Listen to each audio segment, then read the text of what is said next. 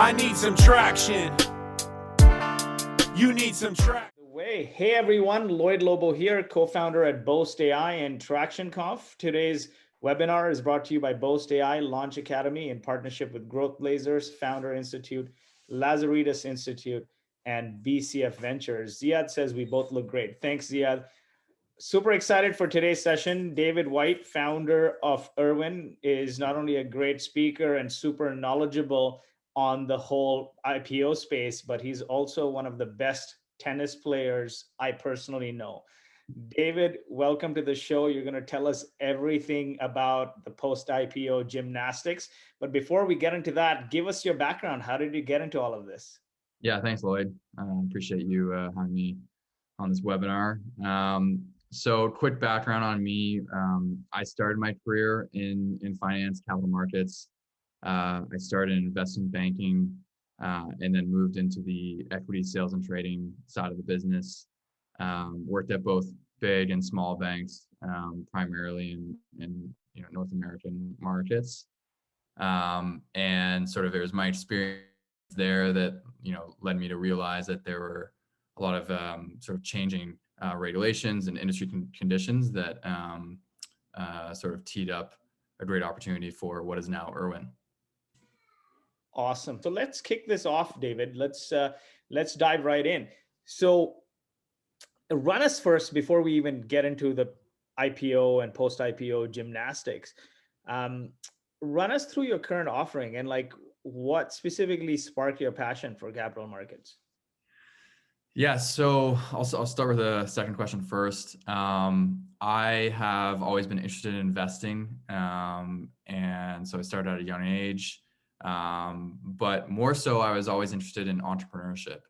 And when I was in school, I sort of had to pick sort of a route to go. I was in co-op and was looking for various internships. And I thought that capital markets would be the best place to sort of learn about businesses and how they run, how they work. And so that's why I chose that route. Ironically, though, I don't think that that's actually the best route for budding entrepreneurs, because finance is very high level for the most part. You don't really get into the nuts and bolts of a business. So if I were to recommend a different route, I'd probably choose accounting, or working for a company like yours or mine. Working for a startup where you can wear many hats and really see what drives the business forward. In terms of our current offering, so Irwin is a capital markets and investor relations software product. We work with global public companies, IR consultancies, IR meaning investor relations, and investment banks. And so it's a SaaS solution. It can be broken down really into three main categories. The first one is targeting. So we help our clients grow and diversify their shareholder base. The second one is monitoring. So we tell them who their shareholders are, who's buying and selling their stock, and that of their competitors. And then the third part of Irwin is CRM. So maintaining record of their contacts, their organizations, their events and activities. And so it all links together. But really at our core, we are a data company. So we have a significant research team. We have about a terabyte of data across contacts and organizations and securities. And so that's sort of plugged into the CRM. Cool.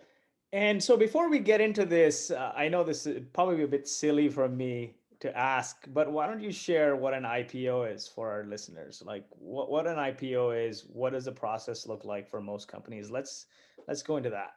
Yeah, sure. So IPO stands for initial public offering.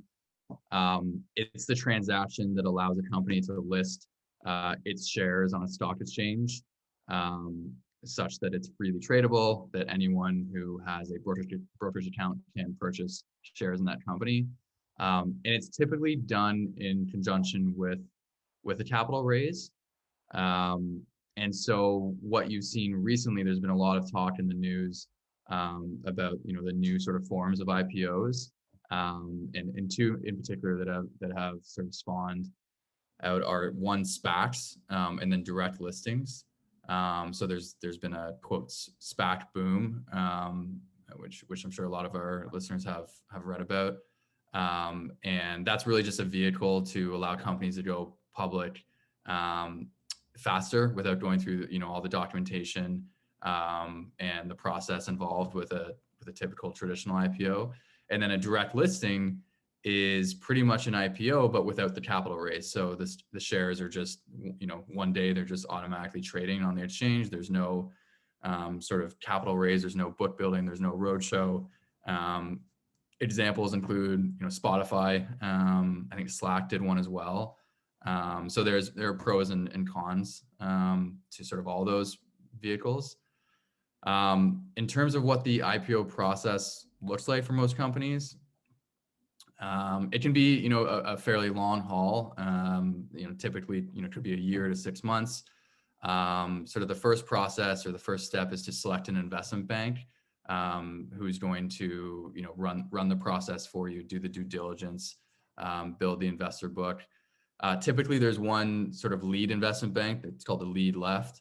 And then there's the syndicate of investment banks, which is essentially the group of other investment banks that are involved in the deal, but not to the same extent as the lead. The cost of an investment bank is typically 7% or so of the total amount raised. And typically, 20% of that will go to the lead. So then once you've selected an investment bank, then sort of the due diligence process starts by the investment bankers, the lawyers, the regulators, where they're going through, all your previous financials, like all your documentation, making sure that everything is in line and whatnot, and that the house is in order. A prospectus then has to be filed with the regulator and such that it's available to prospective investors.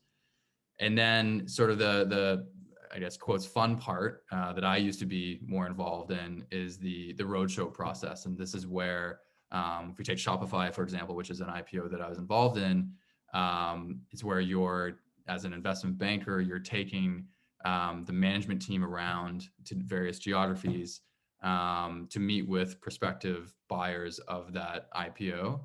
And so you'll take them to meetings where they'll essentially pitch their story. After that, once that sort of roadshow is complete, then the investors put in their indication of interest, how much of the deal they would like to buy, and at approximately what price. And then the investment bank will then launch the IPO. They'll allocate the shares to the investors at a certain price that's agreed on by the management team. And then the last step is stabilization. And so stabilization it's sort of one of the advantages of doing a traditional IPO, where the lead investment bank is sort of tasked with buying or stabilizing the stock in the open market once it launches. So sort of one famous example of a stabilization gone wrong was Facebook, actually. So I think Facebook started trading at maybe $30, $35, $36, and it immediately dropped to the $25 level. And that's where, the stabilization agent, which was Morgan Stanley, they essentially failed to stabilize the stock at the price. So it's a pretty big process, and not cheap, but certainly worth it for the right kind of company. So one thing, as a company prepares for a successful public offering, what are, in your mind, the top 3 to 5 things they should know and leverage? Yeah, so it's interesting because it sort of varies depending on what kind of company you are. So if you're going to prepare your company for an IPO, it's important that you sort of decide on which metrics you want to be measured on by the investment community. And whatever that metric is, you have to make sure that it's your company's solid based on that metric, and that it's growing. So obviously, typically this is revenue. Maybe it's accompanied by a growing total addressable market. A good example of a company that has done this well is actually one of our clients. So Docebo, they're a Canadian learning management software company. So they IPO'd in late 2019 with about a 450 million market cap. So not huge.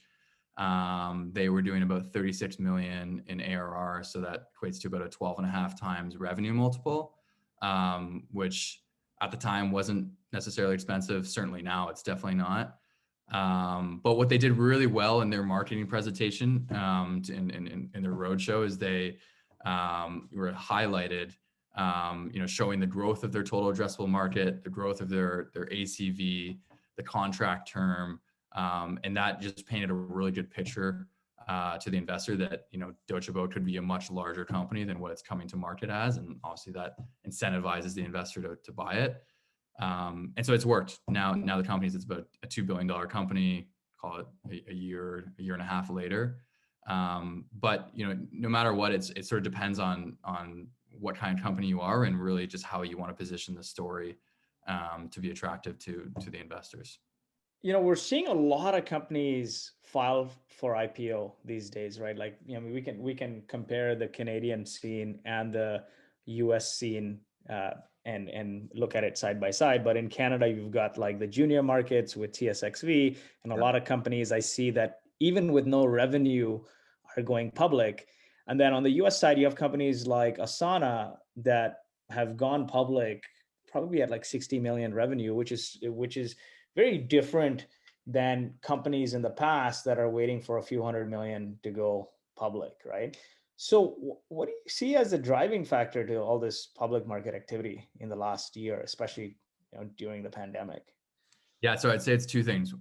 One is there has been, as you very well know, there's been a massive growth in private capital and venture capital over the last 10 years, especially. So there's a huge dearth of private companies that have been privately funded for the better part of a decade. And those investors are looking for a return on their money. So they're looking for an exit. So that's one. The second thing is that the markets right now are very healthy, especially for a company like Asana. Generally tech has done really well in a pandemic world.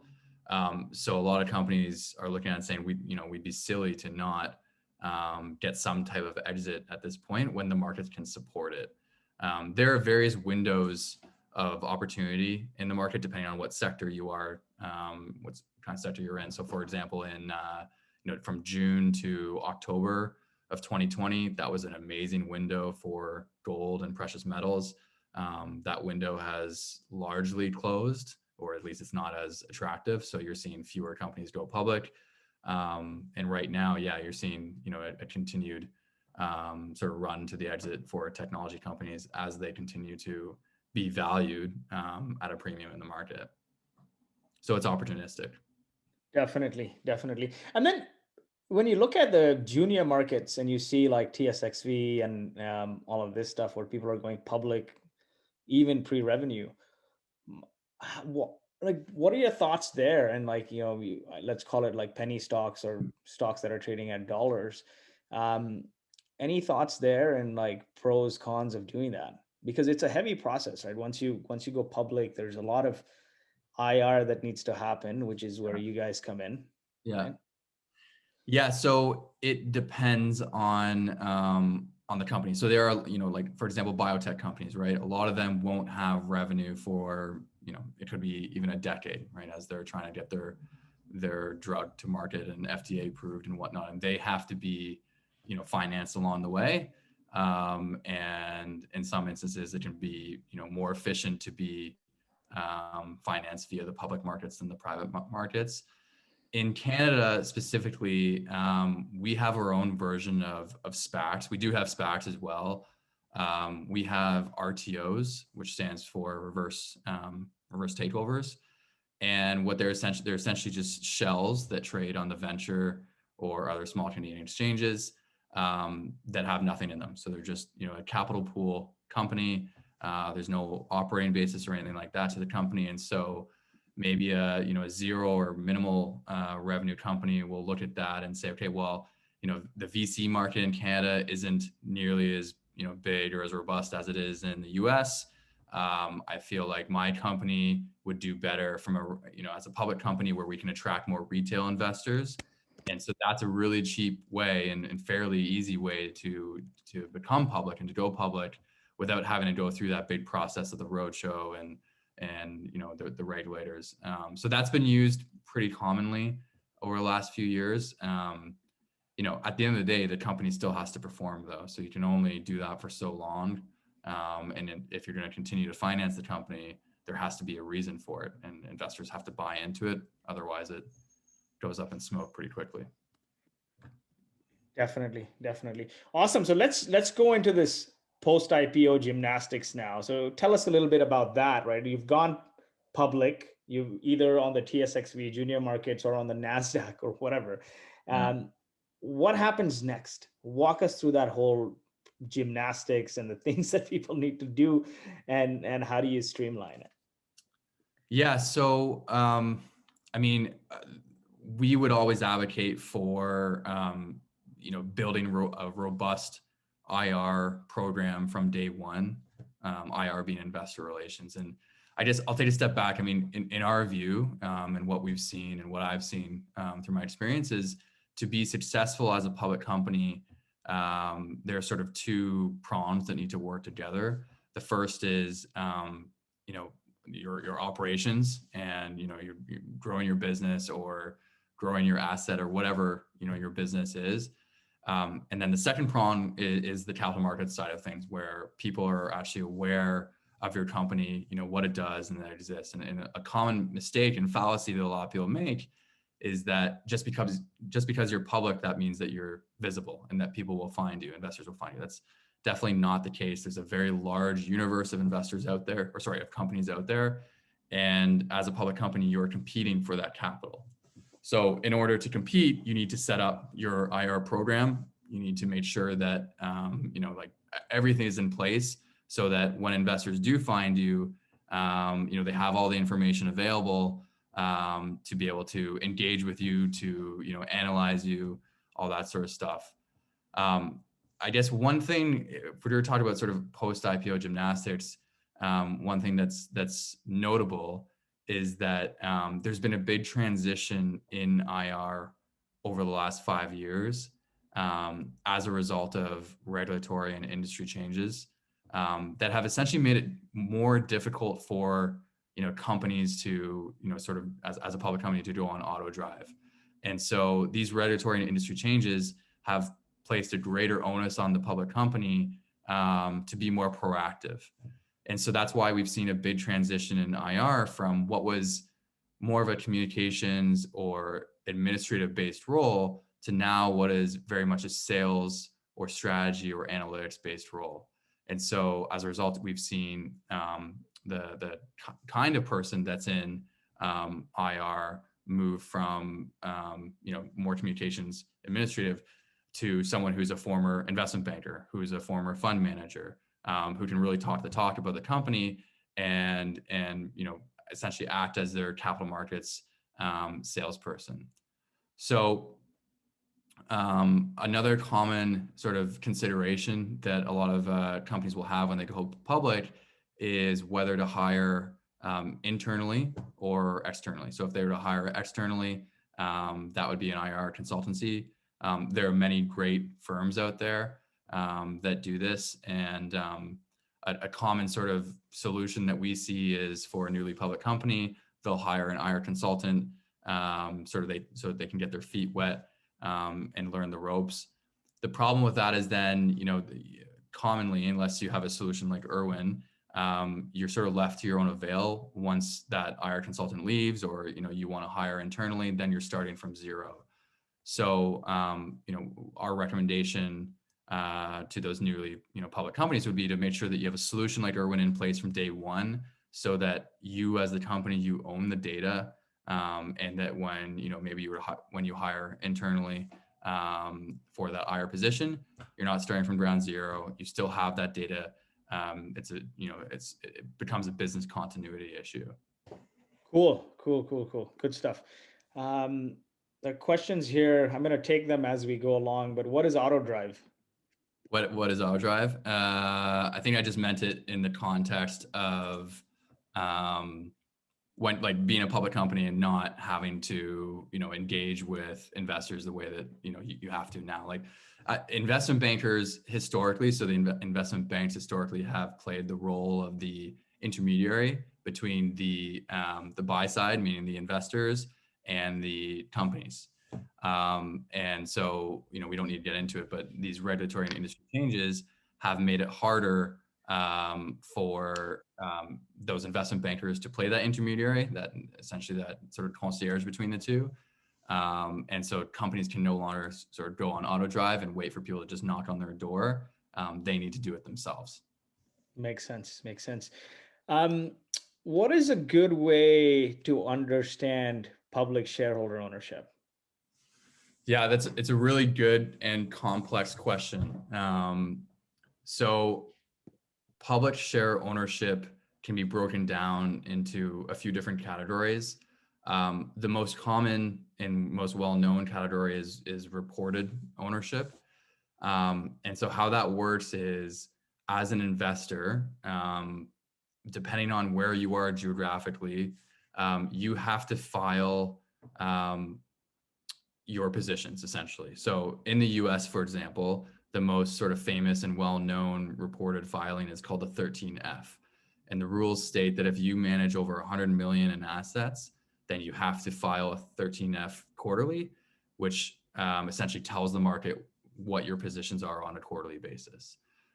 That's just one of maybe 100 or so different types of filings.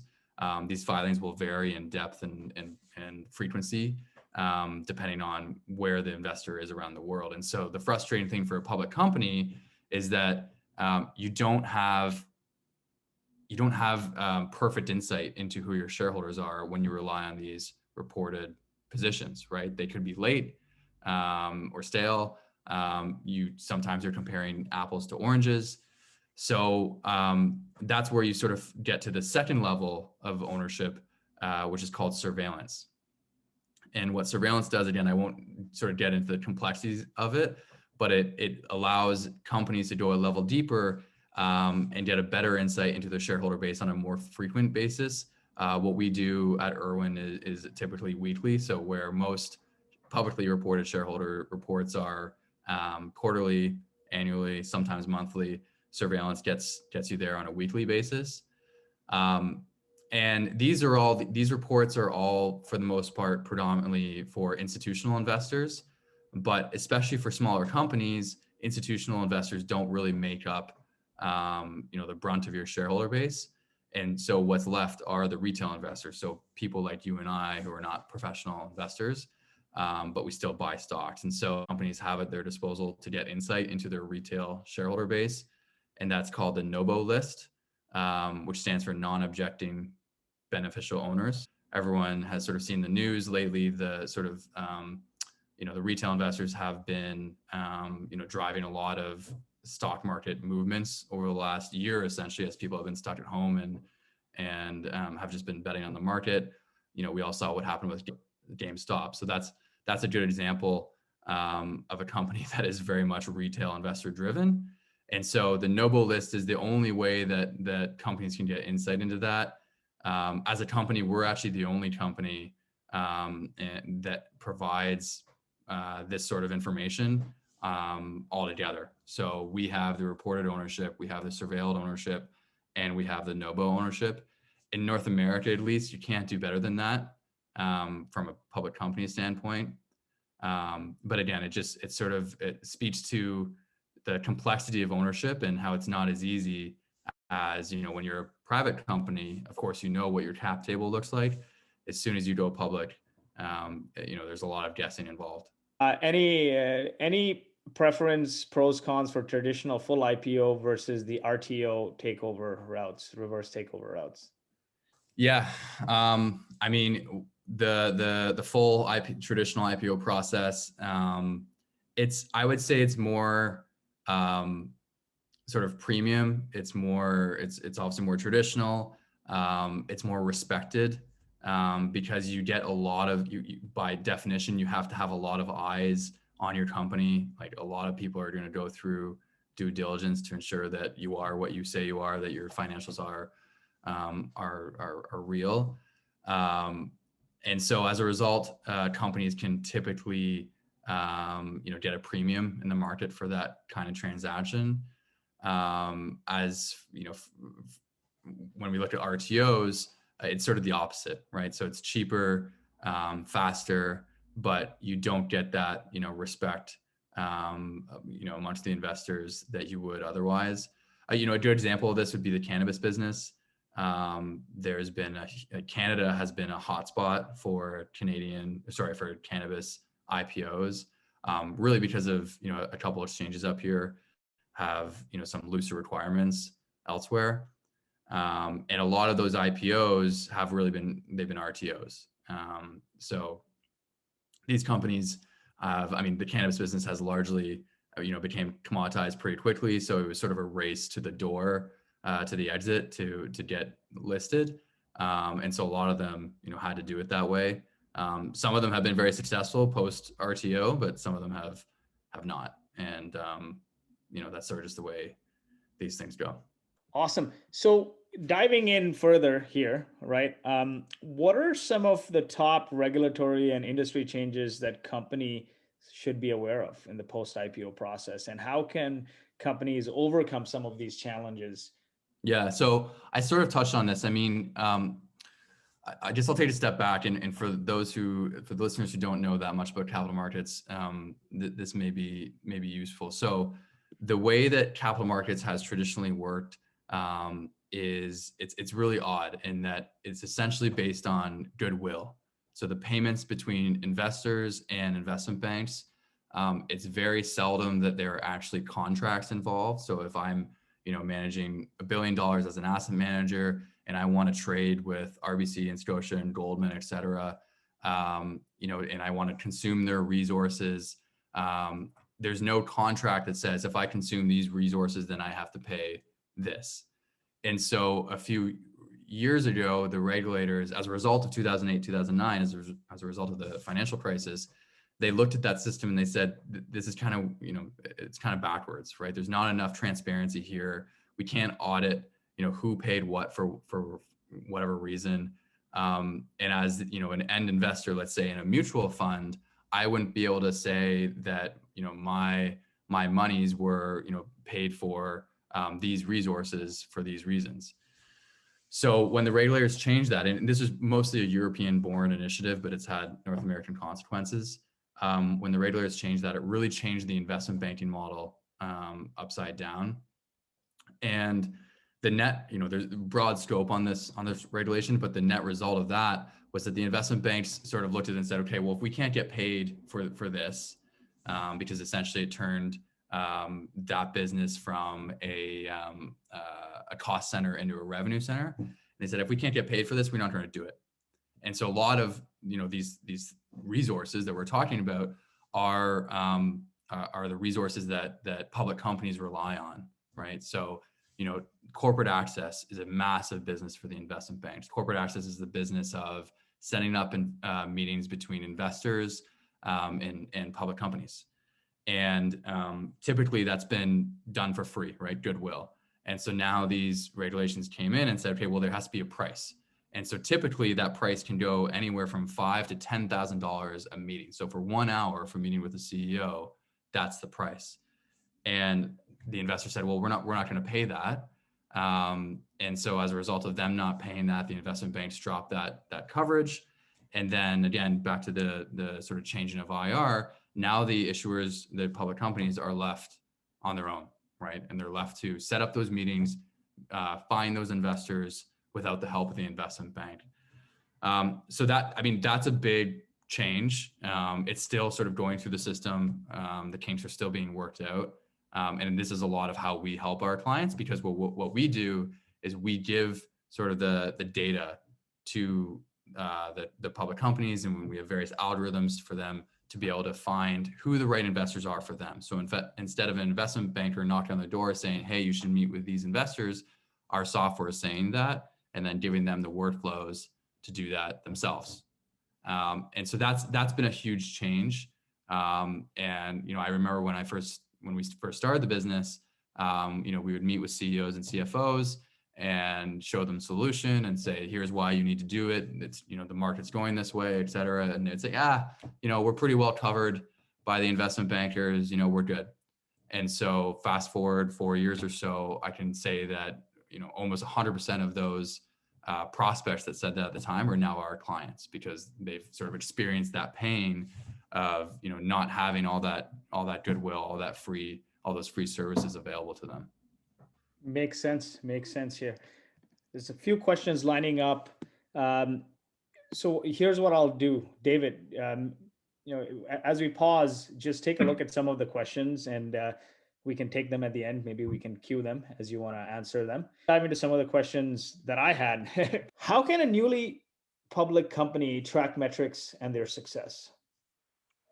What is the most efficient way to do that? I guess what are the ways people commonly do it, and what are your recommendations for doing it more efficiently? So from day one, obviously I'd make the recommendation to get a solution like Irwin, where you can track all your interactions that you're having with investors, especially as a newly public company.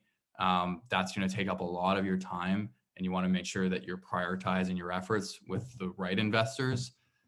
But then from there, you want to make sure that, you know, that all the effort that you put into that, the road shows, the traveling, I mean, in a post-COVID world, and the money that you're getting a return on that investment, right? And really the only return on investment that matters is that they're buying your stock. So you have to be able to measure those interactions against ownership.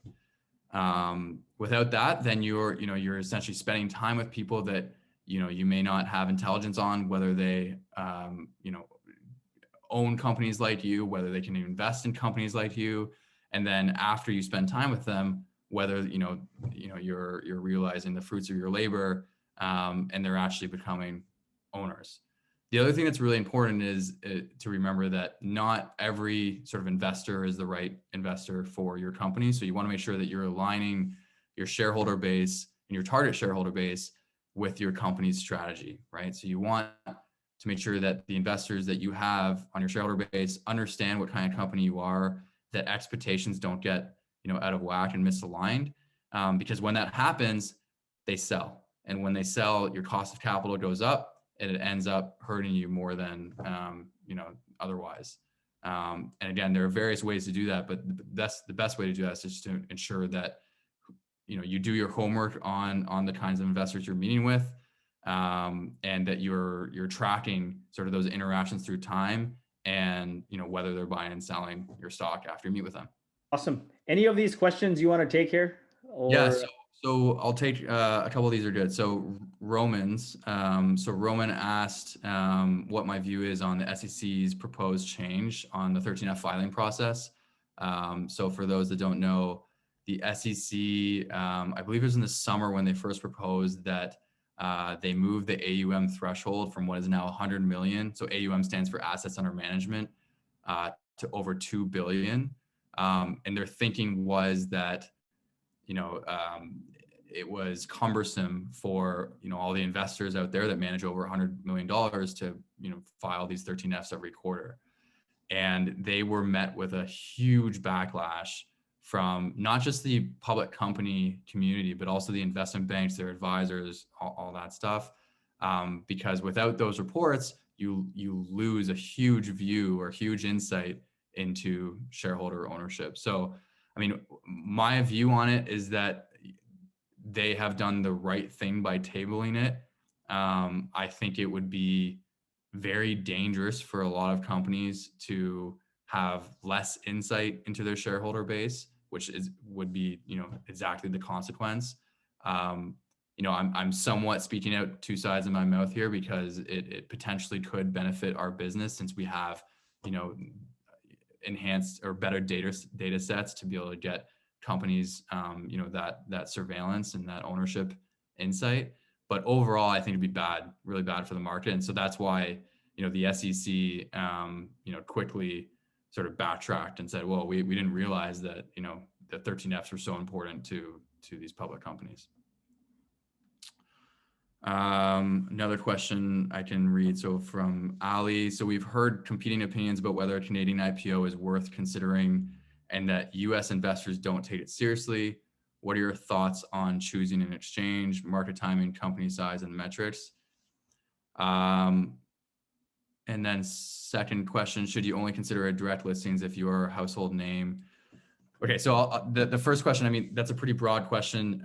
If you're a Canadian company and you're looking at, Canada versus the US, I think it depends on what sector you're in, but a fairly common misnomer is that US companies get better valuations.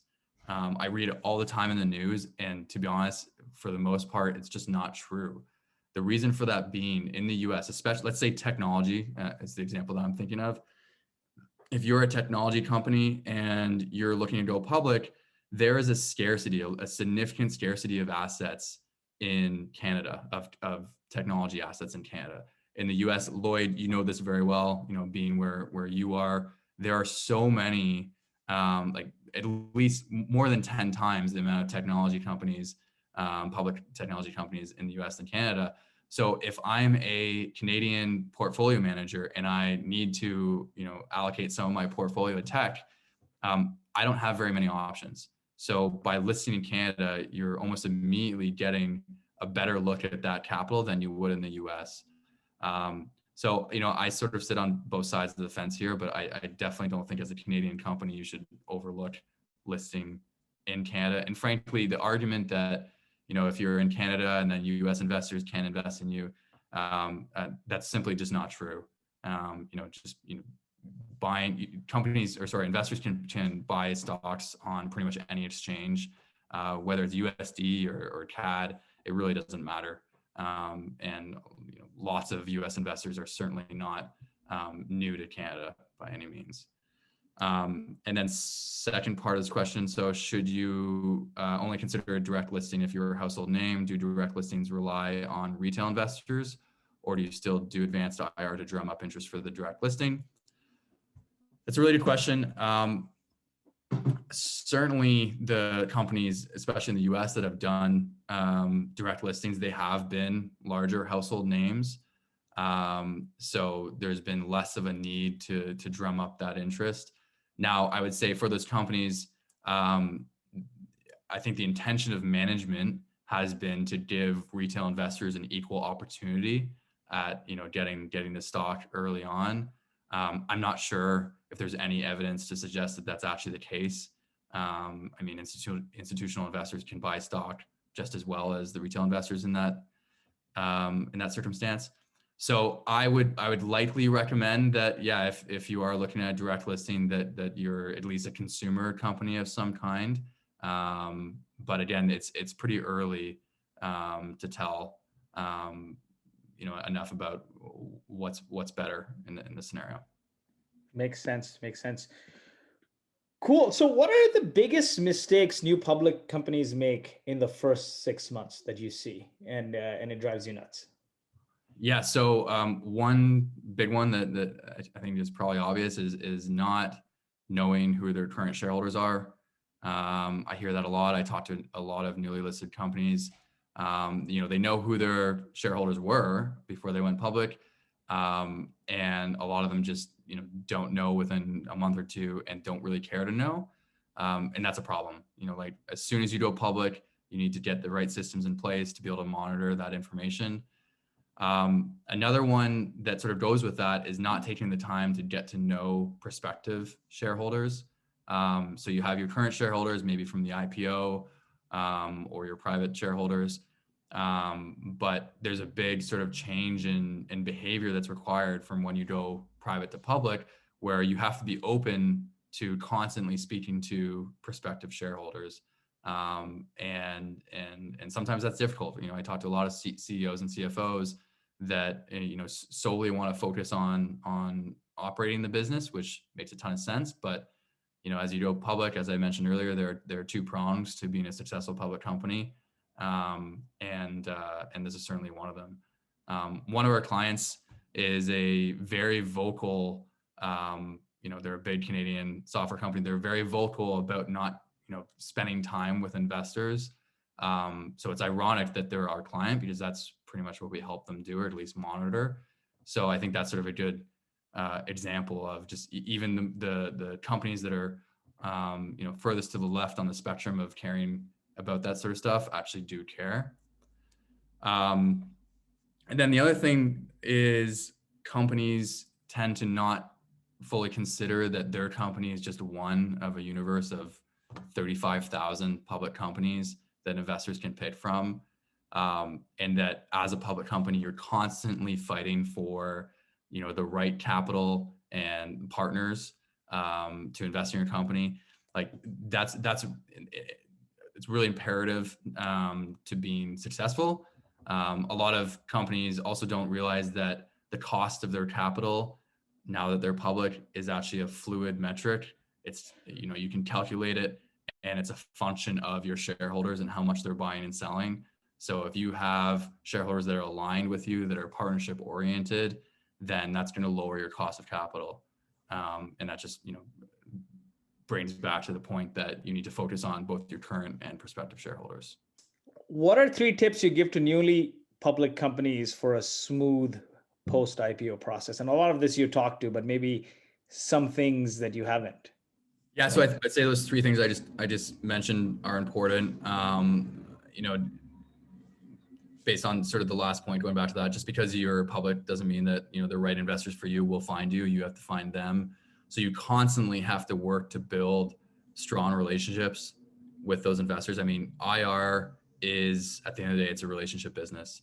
And so you have to have the right tools and processes and people in place to manage those relationships. Again, that's a big part of what we do, or we enable our clients to do. Another good one, sort of tip for a smooth post IPO, is to sort of build goals around your IR program. And you can build goals about, how many, the simple ones, like how many events and meetings you want to have per year. But a good one could be, building goals around your shareholder base. Like, what do you want your shareholder base to look like in the medium, in the long term? So if you could fast forward, let's say 5 years from now, what does that look like? Do you have BlackRock and Fidelity and Wellington in your shareholder base, or are you going to have pension funds? And why is that important to your strategy? So making sure that you take the time to sit down, with your executives and your board and map that out is really important. Definitely. Now, let's go into some final closing thoughts here. We're getting close to the top of the hour. What is the biggest takeaway you'd like to give our listeners who are considering going public? Yeah. So, as a public company, you have a fiduciary duty to thousands of investors that you don't know. And that fiduciary duty is to manage your business in the best interests of those shareholders and other stakeholders, to create value for them. And so, one very important prong to fulfilling that fiduciary duty is to ensure you're optimizing, as I mentioned, your cost of capital. And the only way to do that is through proactive investor relations. So, call it what you want, but building relationships with, investors, current or prospective, that's sort of the key to the game. Even the largest companies that we know of, so like Amazon and Facebook, they have massive IR teams, massive IR budgets for doing exactly this. So even though everyone knows who they are, they still are targeting the right shareholders and building their, 5-year shareholder base plan. Everything is sales, right? Like, I often wonder, I wish when I signed up for a Salesforce or any CRM that it came full versus empty, right? Well, actually, it's funny you mentioned that, because when we give demos and presentations, I give the analogy of an empty house CRM. So Salesforce, HubSpot, those are empty house CRMs. You buy the house, there's nothing in it, right? And you have to furnish it with your own furniture or data. But then there's wear and tear, which is, in our language, is attrition, and the onus is on you to maintain that. But with Irwin, you buy the house and it's furnished for you, right? It's bespoke for you. And so I actually think the future of CRM is going that way, right? I think I'd be surprised if Salesforce wasn't thinking about this as well. Yeah, definitely. And we've raised a lot of money. I have a lot of friends who've raised tons of money, and raising money in general, whether it's private or public, is a sales process. And most people don't follow this, but the best way to get success is build a list of people that you constantly engage and keep them updated. So they buy from you, kind of thing. So it's a sales process end to end. So I like this concept of full CRM. I think every CRM should be full. Like you should come with a set of contacts, because right now you buy something like a CRM that's empty, then you got to go somewhere else to source the contacts. It's a pain maintaining and stitching it all together. That's awesome. So where can our guests find you? Do you have social media they can follow? Like drop us your contact. Yeah, so email is david@getirwin.com. Pretty easy. I'm on LinkedIn. Would love if you guys added me. And yeah, would love to chat. Awesome. And your website is getirwin.com. Yeah, exactly. Awesome. Last question here. Any books or podcasts on the topic that you'd like to recommend? Yeah, I mean, I love reading about the history of finance. I think it's, really interesting. There's a lot of some serious cast of characters involved. So I mean, some famous sort of historical finance books include Barbarians of the Gate, Liar's Poker, Red Notice, Blue Blood and Mutiny. So I really like those books, and you can learn a lot about how capital markets works. The little book of Common Sense Investing is really good about learning how investing works. Podcasts, one that I really like is We Study Billionaires. These guys are a little quirky, but they bring on some pretty impressive guests, and just they all talk about how each of these guests invest, and it sort of gives you an idea of how the makeup of capital markets is a bunch of very different styles of investors. Exchanges by Goldman Sachs is another one that's pretty good as well. Awesome. Marty asked here, final question, we'll close it out with this. What is the economic value of an IRR program? How do you calculate it? Yeah, I mean, it could be actually, here's a good example. I mean, it's impossible, I would say, to put one number on it, but I can give you a good example of a client that has yielded some amazing benefits from a cost perspective. So we have a client that they're a mining company. They were raising a lot of money, and when COVID hit, they were doing a bought deal financing with the bank. So there was an investment bank. They were raising, I think, about $65 million. The bank pulled out when COVID hit, and so they decided to go at it themselves, doing a private financing, and they were able to do that financing using Irwin, and that allowed them to save 7% of $65 million. So you could do it that way, or you can sort of squeeze the investment banks who are saying, hey, you should pay this amount. And when you say, well, I know my shareholders, I know my prospective shareholders, so I'm going to pay this amount. So it could be millions of dollars. And it really depends on sort of the company and how you run it. Fantastic. All right. Thanks so much, David. Thanks for joining us. Thanks everyone for attending this session. We have another great webinar coming up this Thursday by the founder, CEO of Unbabel, how they build a multi-million-dollar company outside of Silicon Valley, raised $91 million. Past webinars, they all go up on our YouTube channel. So youtube.com, search for Traction Conf, and you will find us. Thanks so much and have a wonderful week.